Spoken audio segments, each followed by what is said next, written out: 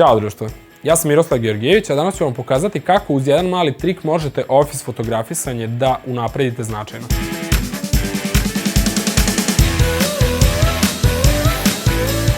Danas sam fotografisao dva modela koji predstavljaju dizajnere u ofisu, gde se oni šale, rade, crtaju neke projekte, dobro se provode u nekom momentu i sve je bilo super, ali falio je jedan mali detalj da to sve unapredi.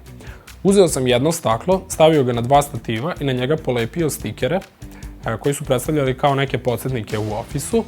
Da bi se samo staklo moglo videti ukoliko je scena više osvetljena, mora se ispred stakla osvetliti zid ili neka svetla površina da bi se videla refleksija na tom staklu i uopšte da to staklo postoji. Evo kako izgledaju neke fotografije koje sam dobio.